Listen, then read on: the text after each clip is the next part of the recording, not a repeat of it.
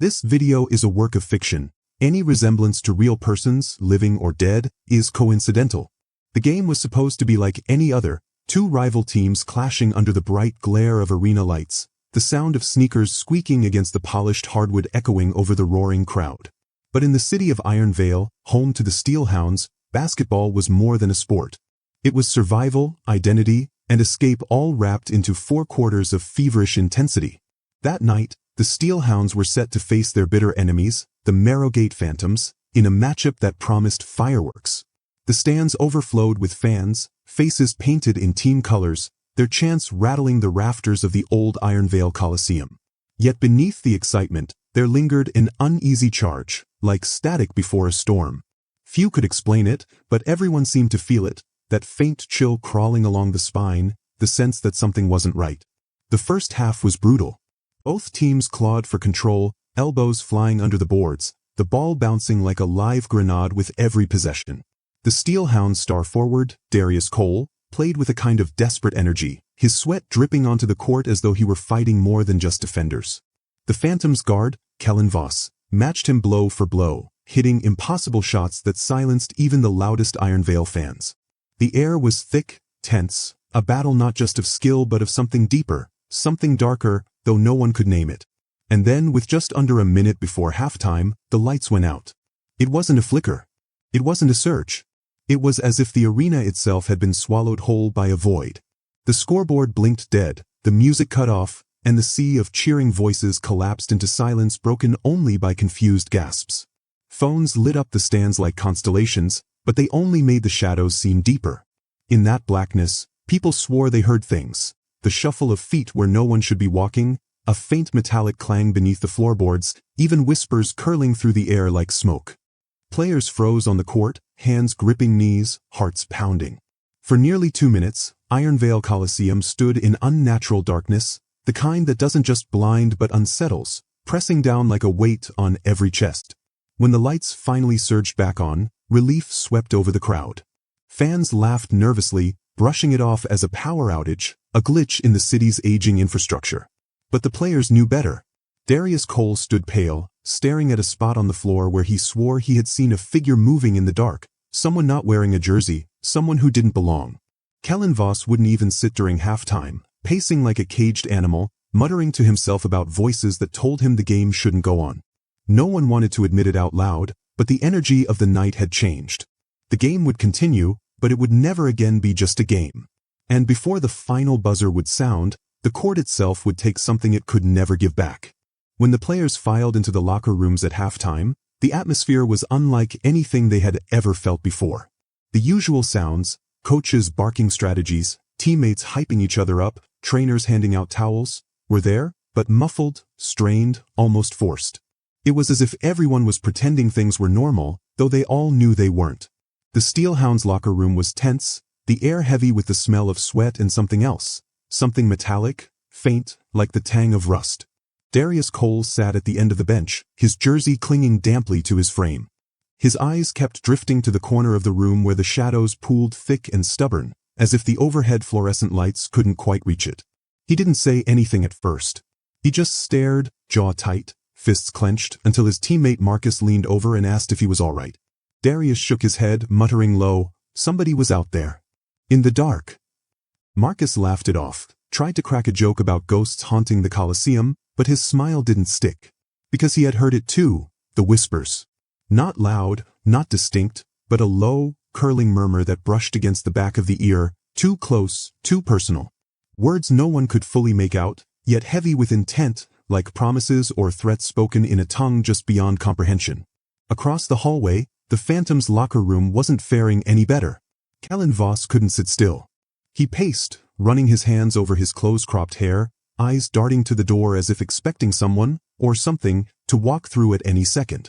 His teammates tried to calm him, but he snapped back with an edge that startled even the veterans. "Didn't you hear it?" he demanded. "They don't want us here. They don't want this game." His coach barked at him to focus, to forget about superstitions, but his words fell flat. Deep down, even the coaching staff felt it, that gnawing unease, the way the darkness had lingered in their bones.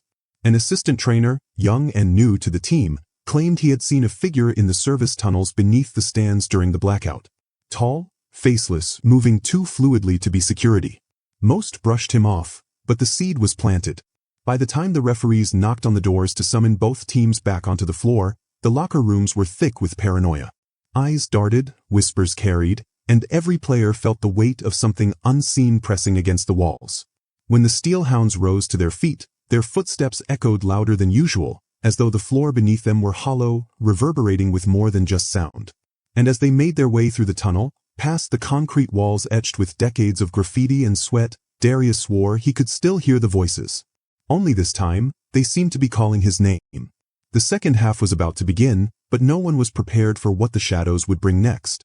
The second half began with the kind of intensity that usually comes only in playoff battles, but the crowd could sense something different about it, something raw and unnerving. The players moved with the same ferocity, yet their eyes betrayed unease, glancing toward the rafters, the tunnels, even the corners of the court where the light didn't quite hold steady.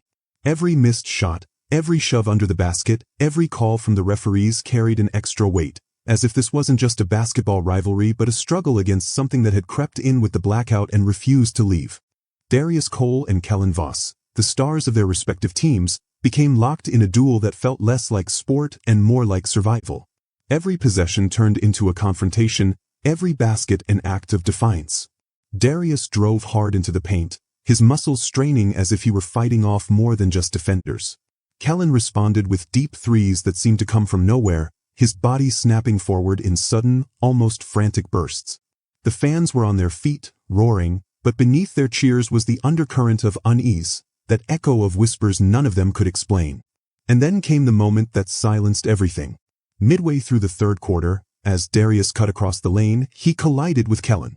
The two crashed to the hardwood in a tangle of arms and legs. The whistle blew, but for a second, no one moved. Because in that moment, those closest to the play swore they saw it. A shadow stretching out across the floor between them, darker than the rest, almost human in form. It was there, and then it wasn't, dissolving as quickly as it appeared. But the damage was done. Darius scrambled to his feet, breathing hard, his eyes darting wildly around the court. Kellen stayed down longer, clutching his chest, as if something cold had passed through him. From that point on, the rivalry no longer belonged to the players. It belonged to whatever presence had made itself known. Every foul felt harsher, every rebound more violent, as though unseen hands were pushing the game toward chaos. Coaches screamed for control, referees blew their whistles until their lungs burned, but orders slipped further away with each possession. Fans began murmuring, some even leaving their seats, unsettled by the way the air itself seemed heavier, pressing down from the rafters like a storm about to break. As the quarter drew to a close, the score was tied, but the game no longer felt like it was about winning or losing. It felt like it was about endurance, who could withstand the unseen force watching from the shadows, and who would be claimed by it. When the buzzer sounded, ending the third, the Coliseum was not filled with cheers but with silence. A silence so thick it seemed to swallow the sound of the horn itself. And in that silence, somewhere deep in the building, there came a hollow, echoing thud. One single sound, like a door closing. Or perhaps, a warning. The fourth quarter began not with excitement, but with dread. The crowd, once thunderous, now murmured with nervous energy, every cheer sounding forced, every clap fading too quickly into silence. On the floor, the players moved with the frantic energy of men who knew they were running out of time, not just on the clock, but against something larger, something closing in. Sweat poured from their faces, but it wasn't only exhaustion, it was fear, creeping beneath the surface like a fever. The score swung back and forth, neither team able to pull away. Every basket brought a roar, but behind those roars came whispers, curling under the bleachers and rising from the tunnels, almost louder than the game itself. Some fans claimed they could hear names in those whispers, Darius, Kellen, Marcus, slipping through the static like a chant from another realm. The referees tried to hold the game together, but even they looked shaken, blowing whistles with trembling hands. Twice, play had to stop as players swore they saw movement in the shadows along the baseline, tall shapes standing motionless before dissolving into the dark. With under a minute left, the game was tied at 78. Darius Cole held the ball at the top of the key, the weight of the entire arena pressing down on him. Across from him, Kellen Voss crouched low, his eyes bloodshot, his body taut with desperation. The clock ticked down, the crowd rose, and in that frozen instant, It felt as though time itself had stalled, the entire city of Ironvale suspended in the heartbeat between dribbles. Then Darius made his move. He drove hard to his right, pushing past Kellen, rising for a layup that would seal the game. But as he leapt, the lights flickered again. Not a full blackout this time, just enough to smear the moment into chaos. For a single heartbeat, the court was bathed in a stuttering twilight, and in that fractured light, everyone swore they saw it. A figure, cloaked in shadow, standing beneath the rim. Darius's shot never reached the backboard. His body collided midair with something no one could see, and he crashed to the floor with a sound that silenced the arena. The ball rolled harmlessly out of bounds. Kellen, too, had stumbled back, staring at the empty space beneath the basket as though he had seen the same impossible figure. The referees hesitated, whistles halfway to their lips, unable to explain what they had just witnessed. The clock ticked down its final seconds, but no one cared. Because as the horn blared, long, sharp, final, it wasn't victory or defeat that filled the air. It was dread. When the players gathered around Darius, he was breathing but dazed, eyes unfocused, muttering something no one could quite catch. Trainers tried to help him up, but he shoved them away, whispering over and over, "It's still here. It's not leaving." Kellen stood across the court, frozen in place, his face pale, his lips trembling as if he, too, wanted to say the same thing but couldn't. The game was over. The score didn't matter, because everyone in that building, from the cheapest seat to the front row, knew the final buzzer hadn't ended anything. It had only marked the beginning of something far darker. In the days that followed, Ironvale could not stop talking about the game. The newspapers printed the score, but the numbers felt irrelevant, like placeholders for something no one could fully put into words. Headlines spoke of a mysterious collapse, of technical malfunctions, of freak coincidences. But the fans who had been there told a different story. They whispered about the blackout, the voices, the figure beneath the rim. Stories spread like wildfire, each one darker than the last, until the game became less of a contest and more of a legend, a cautionary tale that parents told their children in hushed tones. The Steel Hounds and the Phantoms both tried to move forward, but the shadows lingered. Darius Cole never played the same again. His once unstoppable drive slowed, his fire dimmed, and his eyes often drifted toward the corners of the court as though expecting to see someone standing there, waiting. He gave interviews, insisting he was fine, but his voice carried a hollow ring, a man trying to convince himself as much as anyone else. Teammates whispered that he still muttered to himself before games, repeating the same phrase he'd said on the floor that night. "It's still here." Kellen Voss fared no better. Known once for his cocky swagger, he grew withdrawn, quiet, avoiding cameras and teammates alike.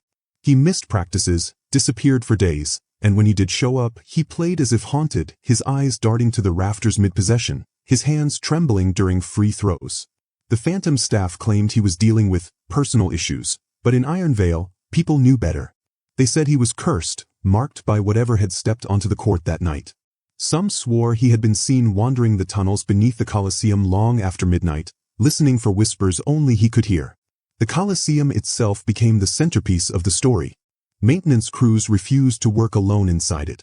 Security guards reported hearing footsteps echoing across the empty hardwood, long after the lights had been shut off.